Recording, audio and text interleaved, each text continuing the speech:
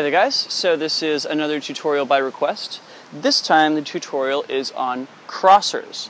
I actually got this tutorial quite a while back and I very deliberately didn't record it because quite frankly years ago Nick Woolsey recorded a tutorial on this that I thought really knocked it out of the park. Check out Nick Woolsey's video here, and that may be the only video you ever need on the topic. God only knows it was the only one that I needed. I'm going to try and approach this video from a slightly more novice place than where Nick was. So yeah, if you find yourself having some issues after you watch Nick's video, please come back here and see if this one helps out. So a crosser fundamentally is a type of reel. It's just like these hip reels we played with in the very first series of tutorials that I ever recorded. The difference is that it's a reel that moves in split time, same direction, and it happens to be a reel that occurs with your arms crossed, yeah? So we're going to treat it as such and try and build it up piece by piece. And so to start with, we're going to do an uncrossed version of what this reel is. When we went through the reel tutorial before, we were coming at it from a place where we were in kind of same time, same direction. And when the poi heads were on their way down, when they were going to pass by your ankles, your entire body would kind of follow them through. And likewise, whenever they were on their way up, your entire body would follow them as they passed by your face, right? Things change just slightly when we switch into split time, same direction. Now, instead of following both poi heads when they're on their way down, we're now going to shift it up such that we're only following one poi head when it's on the way down. Logically, because only one can be pointed down at any given time, right? So in this case, we're going to follow the poi that is in the direction that we want to turn in. I want to turn to my left, so I'm going to wait until my blue poi, that is my left-hand poi, is about to go past my ankles, and then my entire body is going to follow it around. Now you'll note my right hand wound up tentatively what I would call in front of my body, that is the side that is between the camera and my body at least. If you find that your right hand doesn't automatically do that, really concentrate on making sure that when you initiate that turn, your right hand poi is going to be on the way up at the time. Make sure that the next downbeat happens in front of your ankles, yeah? And likewise, on the way back, we're going to switch up our focus. Rather than following the left-hand poi, we're now going to follow the right-hand poi because we're going to be turning back to the right side. We're going to go from left to right, back and forth, rather than left the entire way or right the entire way, yeah? So, the next time the right poi is on the way up, I'm going to have my entire body follow it around, and hopefully you got it in muscle memory how these turns work, and your left hand will just automatically get itself where it needs to be. But if it doesn't, really focus on, this turn initiates when the left poi is pointed down. Really think, the next time it goes up, it's going to be on the other side of my body, yeah? Cool.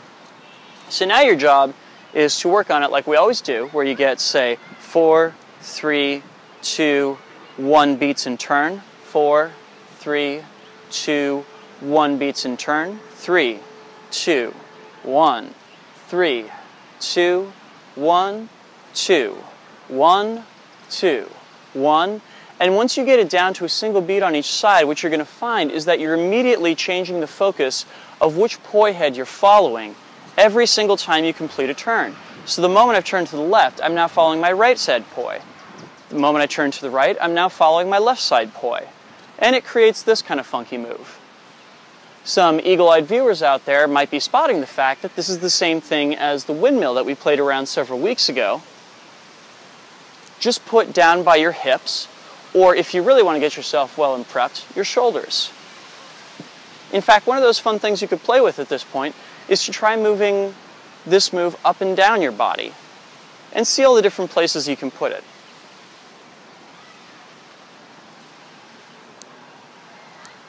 Once that feels relatively comfortable, it's time for you to start working on getting it down with your arms crossed. Now, this is going to be a huge challenge for two reasons. Number one, you're going to have to build up the motor skills to be able to spin with your arms crossed. And number two, you're switching up which poi head you're going to be following.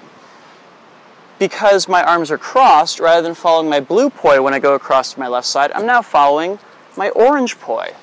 And when I go from left to right, I'm now following my blue poi. We're still following the poi on the side in question, but because our arms are crossed, it's the opposite hand we're worried about now. So, first things first, you're going to have to learn to spin with your arms crossed. This is going to take a while. When I was first taught this move by a friend back in Colorado, he told me to start here, and I completely ignored this advice, and it was to my detriment. I spent 8 months trying unsuccessfully how to learn a crosser, and after those 8 months, Nick Woolsey's video came out, and I wound up going back and doing that work anyway.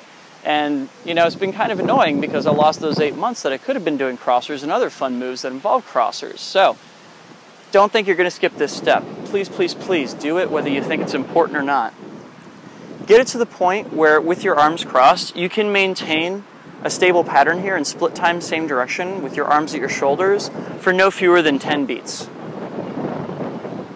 When you've got that down, work on getting it down facing the other way, reverse. This is probably going to take you a while. It took me about 2 months of practicing this every day to get it to the point where it felt perfectly stable and I could do as many of these beats as I wanted to. But it will make your crossers so much better as a result.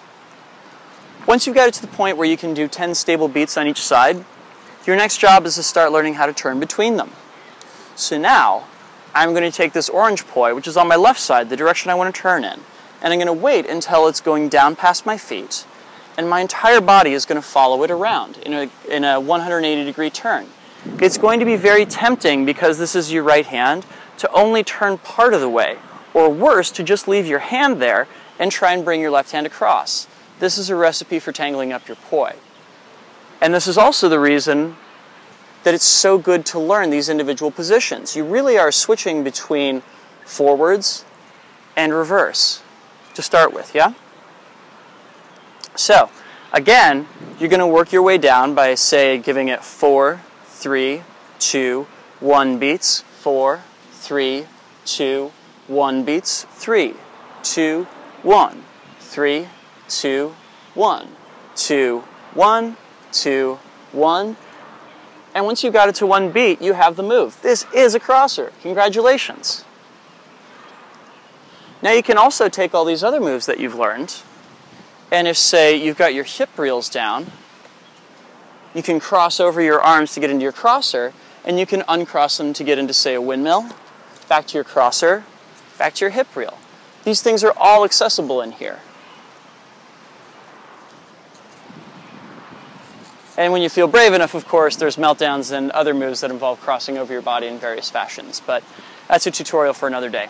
Anyways, thank you guys for watching, and please send me more requests. As you can see, I've been doing a whole big bunch of them, and I can't wait to keep on doing them. So keep them coming, and I will see you guys next Friday with another requested tutorial.